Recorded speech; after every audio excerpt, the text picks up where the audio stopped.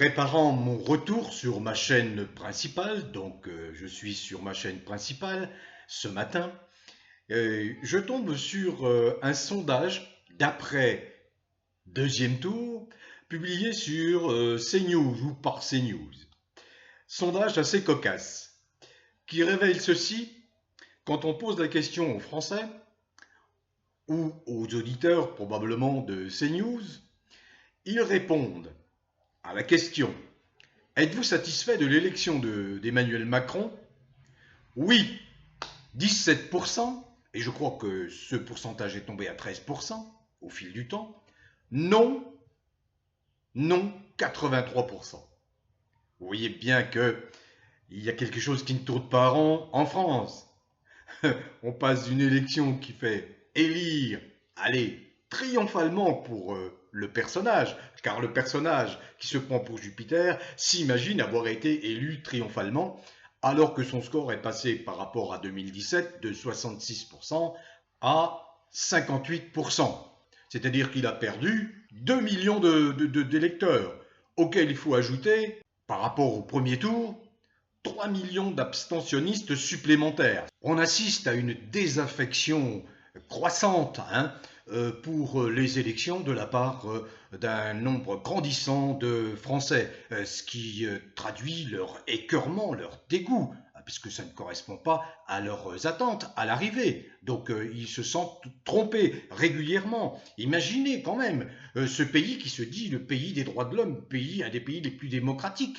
Il y a, par rapport aux Français en âge de voter, qui sont 51,4 millions en âge de voter, parce qu'il y a beaucoup de non-inscrits, eh bien, cela représente presque 20 millions de Français qui ne se sont pas déplacés pour voter au cours de cette élection. Est-ce que ça légitime cette élection? Non, c'est tout le contraire. Ça représente presque 38% des Français qui ne se déplacent plus pour voter. Ça pose quand même interrogation. Ça dit très clairement que Macron n'a aucune espèce de légitimité. Ce qui fait de cette élection présidentielle de 2022 celle où le taux de participation a été le plus faible depuis 1969. 1969 était l'élection qui voyait s'opposer Alain Poher à Georges Pompidou. Et c'est Georges Pompidou qui l'avait emporté. Donc vous voyez, depuis cette date, nous retombons à un taux de participation très faible qui montre encore une fois que cette règle de désignation du principal dirigeant de notre pays, cette règle n'est absolument pas adaptée et qu'elle produit les effets inverses de ce qu'avaient souhaité les rédacteurs de la Constitution de la Ve République, c'est-à-dire un pouvoir légitime qui s'appuie sur une très forte proportion de Français s'engageant pour un programme et pour un homme. C'était l'esprit de la Ve République, c'était dans cet esprit que De Gaulle, c'est toujours dans cet esprit que De Gaulle s'est présenté au suffrage de ses concitoyens. Et lorsque ses concitoyens ont paru le mettre en minorité, alors que, prenons l'exemple de l'élection de 1965 qu'il opposait à François Mitterrand, où il a été élu avec 55% des voix, mais avec une très forte participation, eh bien, en dépit de cela, De Gaulle a failli renoncer. Et quand il a engagé un référendum pour supprimer le Sénat et organiser la régionalisation en France, eh bien, il a considéré, à partir du moment où il n'a pas remporté ce référendum, qu'il était mis en minorité et il est parti. Donc, l'esprit de la Constitution a totalement été dévoyé, il a été piétiné. Donc, on s'aperçoit là qu'en réalité, ce Macron est le président le plus mal élu. En effet, je viens de donner des repères. Il a perdu 2 millions de voix par rapport à 2017. Il est élu avec une abstention record, des bulletins blancs et nuls record. Il y a de précédents. si j'accepte le général de Gaulle, en 1965, la Constitution venait tout juste d'être adoptée, l'élection au suffrage universel du président de la République venait d'être adoptée quelques années avant, en 1962. Donc mettons cela à part, parce que le contexte était totalement différent. Mais il y a eu deux précédents de présidents qui ont sollicité une seconde fois les suffrages pour être réélus pour un second mandat. Il y a eu Mitterrand. Mitterrand, en 1988, a été élu avec presque 55% des voix, alors que, en 1981, il n'avait obtenu que 51% face à Giscard. Donc il y a eu un progrès de la part de Mitterrand au moment de sa deuxième élection, de sa réélection en 1988. Même chose pour Jacques Chirac. Sa première réélection en 1995 face à Lionel Jospin, et ensuite une réélection, on allait dire, à l'africaine face à Jean-Marie Le Pen en 2002, qui lui fait dépasser les 80%. Donc les deux ont vu leur position, une réélection, on allait dire, à l'africaine face à Jean-Marie Le Pen en 2002, qui lui fait dépasser les 80%. Donc les deux ont vu leur position confirmer, s'affirmer à travers une progression du nombre de voix pour eux. Ce qui n'est absolument pas le cas de Macron. Voilà ce que je voulais vous expliquer. C'est vraiment une élection en trompe-l'œil. Macron ne pouvait échapper aux poursuites judiciaires qui l'attendent un peu partout que si les merdias complices organisaient par avance, 2 ans avant, un nouveau duel Le Pen-Macron. Toujours pour la même raison, ce que j'ai beaucoup expliqué au cours de mes précédentes vidéos pendant les 2 dernières années. Qu'elle le veuille ou non, que ses amis le veuillent ou non, c'est pas forcément mon sentiment, je l'ai expliqué, puisque j'ai appelé à voter Le Pen au second tour. Qu'elle le veuille ou non, le parti de Madame Le Pen fait peur. Voilà, fait peur. Et je pense que Madame Le Pen a eu un très mauvais allié en la personne de Zemmour, qui a ajouté à la peur. Parce que beaucoup de gens se sont imaginés que, en votant Madame Le Pen à ce second tour, le 24 avril, il donnait accès au pouvoir à Zemmour parce que Madame Le Pen ferait appel à Zemmour. Et ça en a refroidi plus d'un.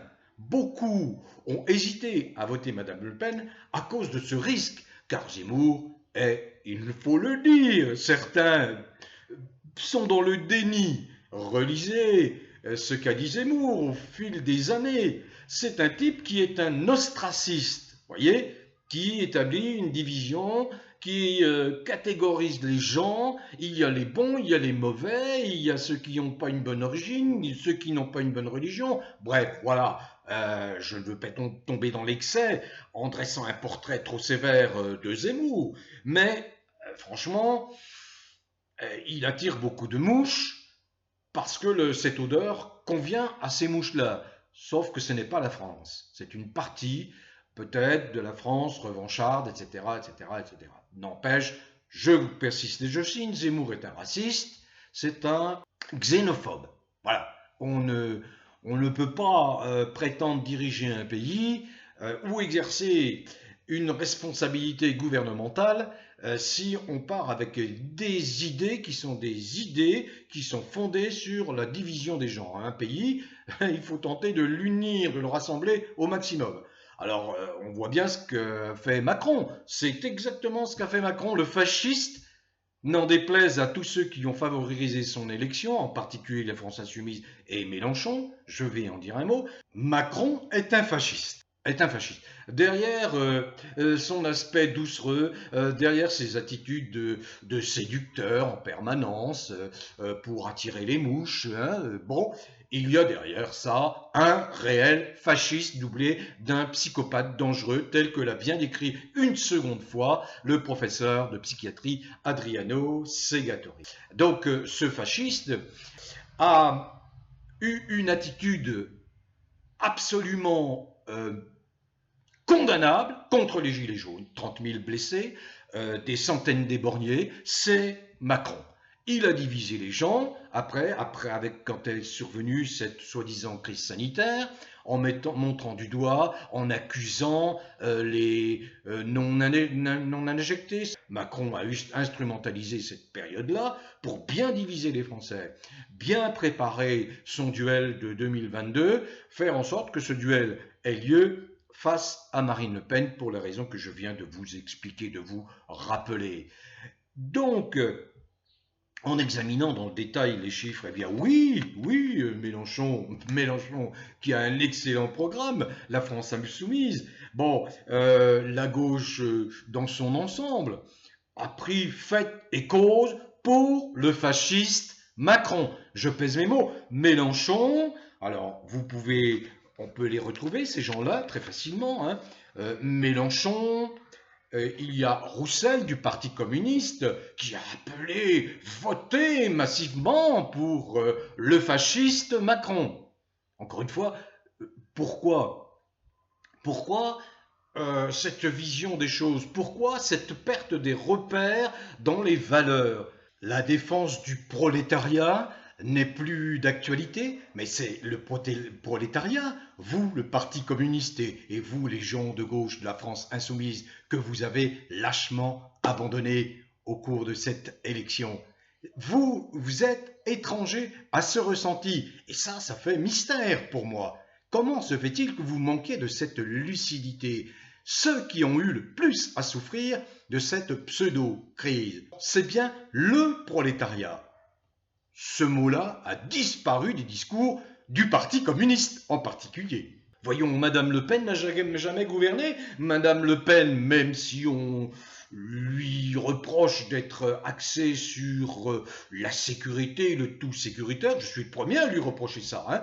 Mais Madame Le Pen n'a jamais envoyé des Robocop par dizaines de milliers, fracasser les crânes, éborgner des Français qui ne faisaient qu'exercer un droit constitutionnel, celui de manifester. Celui qui a envoyé avec la pire des sauvageries s'attaquer aux Français qui manifestaient, c'est Macron, ce n'est pas Le Pen. Alors pourquoi les communistes? Pourquoi les France insoumises? Pourquoi les socialistes? Pourquoi les faux écolos ont oublié cette valeur? On juge les gens aux actes qu'ils posent, aux actes qu'ils commettent. Et quand il y a des actes qui sont des actes criminels, car Macron a commis des actes criminels, sans oublier l'injection de Rivotril à 25 à 30 000 de nos anciens dans les EHPAD et qui sont morts à la suite de ces injections malgré les mises en garde de grands spécialistes, de grands médecins. Ça n'a pas arrêté Macron. Et son exécuteur des basses œuvres pour la circonstance, un dénommé Véran, ça ne l'a pas. Alors tous ces gens de gauche bien pensants, bobos, ont-ils oublié tout cela? Le mal que Macron a fait à la France, le mal qu'il fait aux Français, il est en train de détruire tout l'héritage du Conseil national de la résistance, il détruit la sécurité sociale, il détruit toutes nos protections. Et malgré cela, vous avez appelé à voter Macron le destructeur. Il détruit notre industrie, j'y reviendrai dans une autre vidéo, complètement. Il détruit notre tissu économique, il brade ça à ses patrons états-uniens, car ce sont ses patrons, le cabinet McKinsey, les BlackRock, les Vanguard, tous ces magnats de la haute finance qui sont les Rothschild, qui dirigent Macron.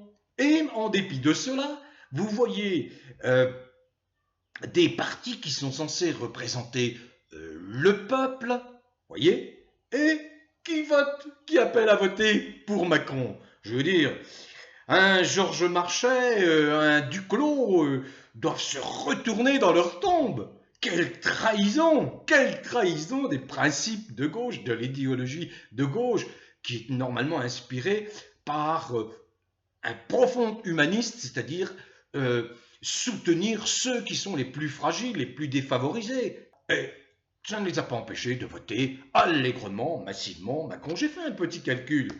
Voyez-vous, d'où viennent les quelques 9 millions de voix supplémentaires qu'a obtenu Macron par rapport au premier tour. Vous voyez, au premier tour, il avait obtenu 9,8 millions de voix le 10 avril. Et au second tour, il a obtenu 9 millions de voix supplémentaires. Eh bien, ce qui est sûr, 90% de ces voix viennent du trio infernal, Pécresse, les Républicains, Hidalgo, le Parti Socialiste, en ruine, peu importe, et Jadot, le faux écolo, le grand ami de Cohn-Bendit, qui est un très proche de Macron. Donc voilà, on a cela, donc ça représente en gros 3,5 millions. Ensuite, ce qui est quasi certain, c'est à 60% le Parti communiste de Roussel, avec à Lassalle le Parti résistant. Ça représente en gros 1,1 million. Et ensuite, on arrive à Mélenchon. Mélenchon, où j'estime, moi, qu'il a dépassé les 40% annoncés de vote pour Macron. Non, non, il est à 50%. 50% des gens de la France insoumise, de l'Union populaire, ont voté Macron, ce que leur représente 3,8 millions de gens qui ont soi-disant combattu, qui étaient les soi-disant les principaux opposants de Macron, qui ont voté pour lui.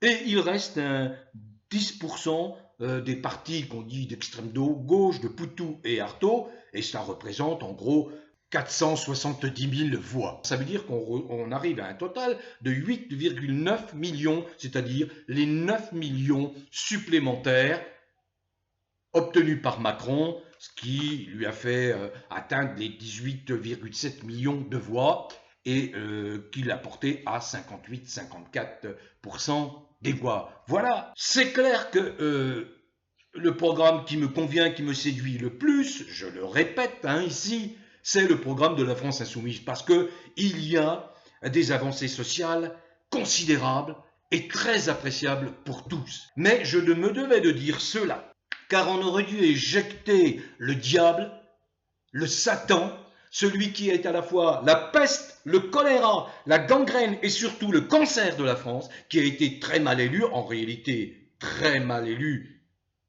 Et je me dois d'ajouter qu'il y a probablement eu des fraudes multiples, je ne parle pas de massives, mais en tout cas des fraudes multiples. Parce qu'on ne peut pas être rejeté 15 jours avant l'élection par 80% des gens et se retrouver élu 15 jours après. C'est ce que démontre le sondage publié par CNews. Voyez, tout de suite après l'élection, je viens d'en dire un mot, 83% des Français ne sont pas satisfaits de l'élection de Macron. Alors pourquoi est-il élu? On sait, c'est la magouille, je viens de vous donner quelques explications.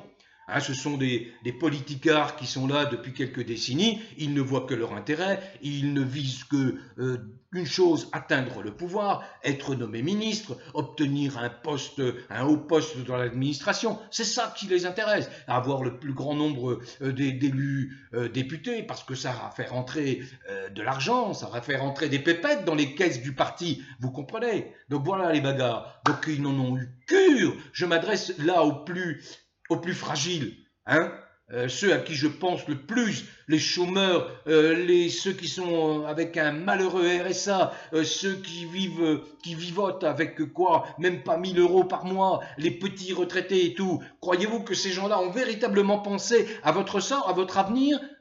J'inclus, y compris Mélenchon que j'ai défendu. Ils ne pensent pas à vous. S'ils avaient pensé à vous, ils auraient mis un grand coup de pied dans la fourmilière en disant « Oui, bien, très bien, on utilise Madame Le Pen, comme je l'ai dit, je reprends cette expression, comme lance-incendie, parce que la France brûle !» Non, ils ne l'ont pas fait. C'est leurs petits intérêts partisans qui passent avant votre sort. Et ils savent très bien que Macron va tout mettre en œuvre pour créer une majorité et appliquer son programme ultralibéral capitaliste criminel. Car Macron n'en a cure de vous. Il n'a pas changé du jour au lendemain. C'est un menteur. Toute parole prononcée par Macron est un mensonge. On le sait.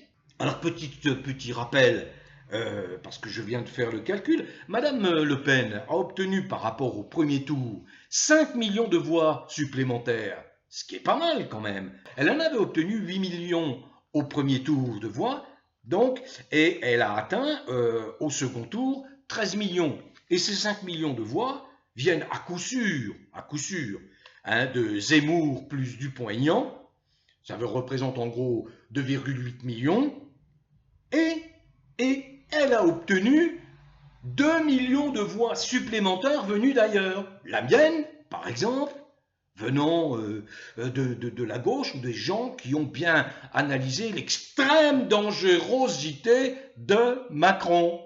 On n'a rien à reprocher à Madame Le Pen. Elle n'a pas commis d'acte, elle n'a pas commis de crime, alors que Macron a du sang sur les mains.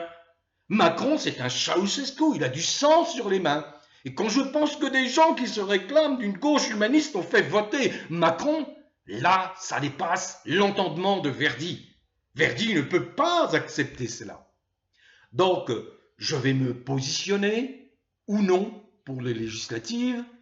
Je voulais juste compléter l'analyse que j'ai faite sur ma chaîne hier, l'analyse que j'ai faite de cette élection présidentielle. Je voudrais vous rassurer, hein, Macron est trop sûr de lui. Macron est trop sûr de lui. Ça n'est pas une victoire. Je viens de vous donner quelques éléments d'analyse et de réflexion. C'est tout sauf une victoire. C'est ce qu'on appelle une victoire en trompe-l'œil. Le trompe-l'œil, vous savez, c'est des peintures murales qui vous font croire, qui se substituent à la réalité. Et quand vous vous approchez, vous voyez que ce n'est pas la réalité, c'est simplement une peinture. Non, Macron a perdu. Macron est très mal en point. Il y a toutes ces affaires qui lui collent à la peau, qui lui collent au basque. Et il y a toujours cette affaire qui s'appelle l'affaire Brichel et qu'il est loin d'être terminé car le dossier s'épaissit. Je n'entre pas dans le détail, hein, mais Natacha Arey fait un excellent travail. Elle continue. Donc ce dossier s'épaissit. Donc Macron, vous savez, si j'étais à sa place, je ne suis pas à sa place, grand Dieu, merci, je ne serais pas à l'aise. Hein, parce que c'est une victoire, comme on dit, à la Pyrrhus, une fausse victoire. On sait comment elle a été obtenue avec le concours du fric des oligarques qui avaient tout intérêt à remettre en position leur pantin et le concours des merdias honteux, nauséabonds. J'insiste, hein. Vous savez que je suis journaliste retraité. Quand je vois l'évolution de la profession, ça me fait vomir. Je vous le dis, vomir.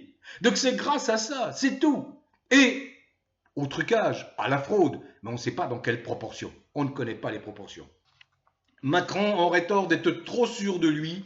Je pense qu'il a fait naître des sentiments de révolte beaucoup plus affirmés à présent. Une hostilité très forte qui se cristallise partout au sein de toutes les couches sociales françaises. Ça, c'est une réalité lorsque on observe toutes les réactions d'où qu'elles émanent. C'est vraiment une hostilité qui va se cristalliser de jour en jour. Il ne trompera pas son monde, je ne pense pas, pendant l'intégralité d'un second mandat. Je ne le pense pas. On reparlera des législatives dans une prochaine vidéo. En attendant, rassurez-vous, gardez le moral. Il y a 2 mois là où il ne va pas se passer grand-chose, sauf une campagne pour les législatives, où chacun va essayer d'emporter les suffrages pour régner à l'Assemblée nationale et si possible pour gouverner. Mais là, ça nous prenait aussi beaucoup de surprises. Un dernier mot pour conclure. Je n'imagine pas Macron retrouver une majorité aussi confortable cette fois-ci comparée à 2017. Je crains fort une abstention à nouveau record par contre. Alors ça voudra dire que c'est un signe politique majeur auquel les ténors de la politique française feraient bien de prêter la plus grande attention. Voilà, bon vent à tous, prenez soin de vous, portez-vous bien.